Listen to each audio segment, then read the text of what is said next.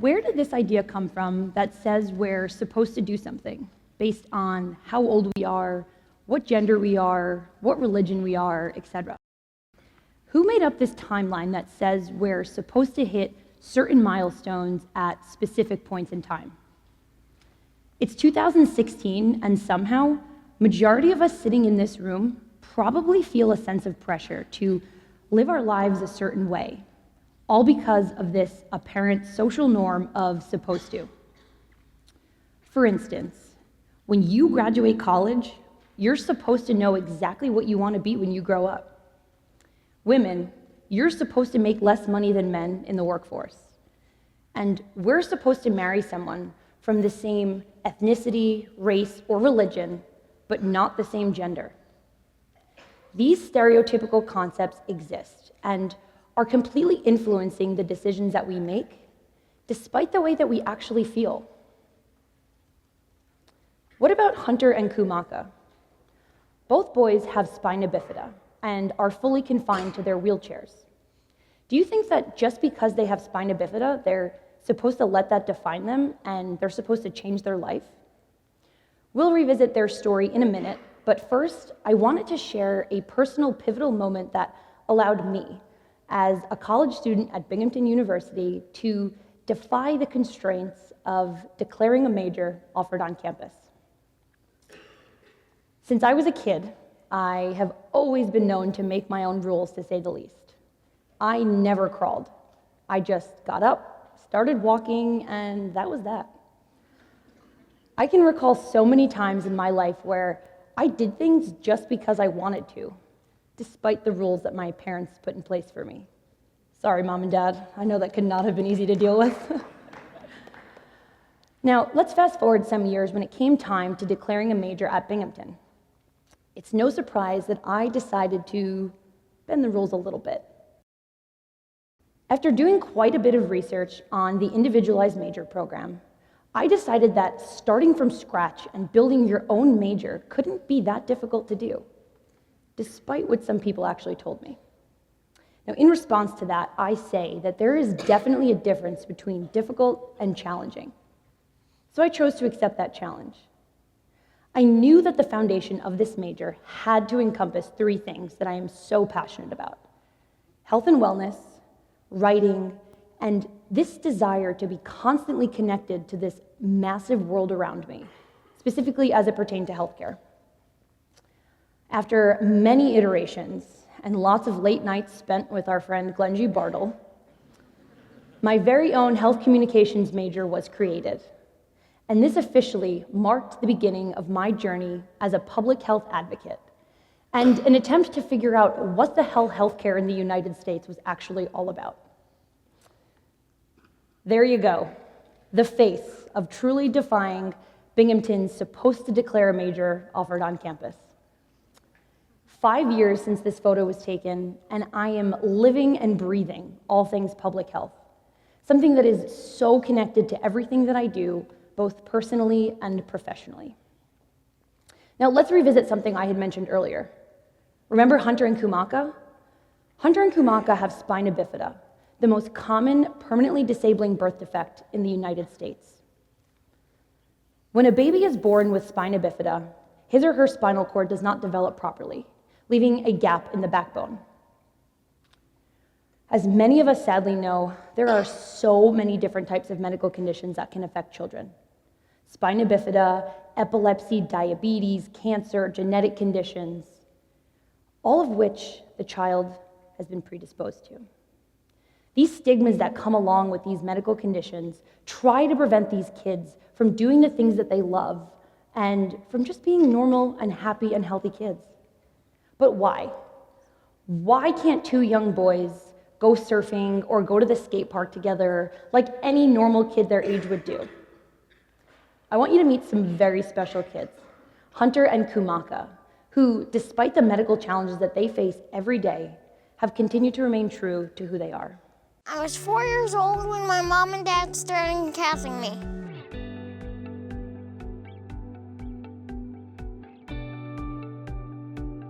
I love to hang out with my friends, especially Kumaka. I also like doing all kinds of adaptive sports like basketball, tennis, and surfing.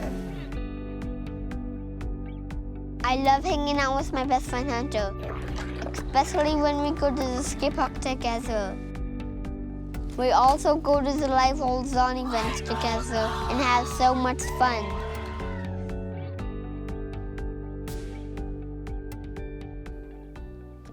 How are we supposed to talk about medical conditions with children? Should we talk to them like adults because that's who all of the medical information that exists is geared towards? Should we just dumb it down because that's how we're supposed to talk to kids? Are parents just supposed to take control and not tell their child why they are getting another blood test or another MRI or are missing school so much because they're in the doctor's office or at the hospital again? No. Kids need the opportunity to understand medicine and health and illness and wellness in their language at their level, in a way that's fun and exciting and energetic, but incredibly educational at the same time. A significant barrier in public health is insufficient education. Education is the ticket to modifying a behavior both on a micro and a macro level. When one person even feels a bit more educated or a little bit more empowered, we're creating this social change that allows us to start to break down these barriers. Hunter and Kumaka both have something else in common outside of their spina bifida.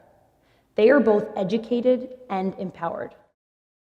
Both of these boys have channeled their inner superhero to learn about their medical condition, understand what's going on inside their body, and feel more confident with who they are as a person, not as a person with a disability. To be well-informed and health-aware is one of the most amazing things that somebody can do. Because Hunter and Kumaka understand their spina bifida, the fear of the unknown has been mitigated. But there needs to be a universal shift in the way that we talk about these complex medical conditions with children. And so, the Medikidz superheroes were born. Archbishop Desmond Tutu was the global spokesperson for the launch of Medikidz in 2009, and he said, "Tonight's launch marks the beginning of a global initiative to reach out to sick children everywhere. It will, in short, make the child, the patient, the focus. And this emphasis on the patient, this empowerment, is one of the most splendid things to have emerged in modern medicine. Medikidz is the world's first global health education brand for children that uses superheroes and comic books and digital apps and games, along with reliable and credible medical information to empower children to be their own health advocate and understand medical conditions in their language at their level." Now, over the years, we've done a bit of research to really try and understand the impact and measure this incredible opportunity for education and molding young minds. One noteworthy bit comes from a girl named Caitlin. She's 10, and she said, "What if you don't know you have a problem, you just know that it hurts? Then you read this book, and you know what's happening to you." Another bit comes from a girl named Kalani. She's also 10. And she said, "My brother has eczema, and it helped me because I didn't know what it was, but it hurts him a lot, and it embarrasses him."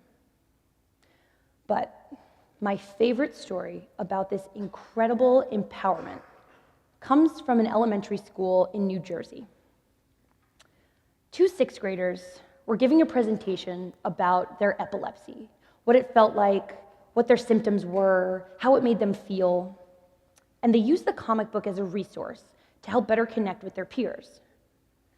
Little did they know that there was a little girl in the audience who was carefully listening to every word that they said. So after school on that day, this girl brought the comic book home to her mom and told her that two kids were giving a presentation at her school about epilepsy. She said, "Mom, this is exactly how I feel." And listening to that, this girl's mother then started to remember all these times when she actually had to call out to her daughter on more than one occasion, only to receive a completely absent stare and a blank face. This then got her thinking to remember all these little nuances that her daughter does, like drop objects frequently and jerk her arm. Lo and behold, the very next day, this girl was taken to the hospital and was diagnosed with juvenile myoclonic epilepsy. Because of the comic book and because of this empowerment of her fellow classmates getting up on stage and bravely talking about their diagnosis, she was able to actually listen to what her body was telling her. Maybe on that day, she was just supposed to attend an assembly at school, but instead, she assisted with her epilepsy diagnosis.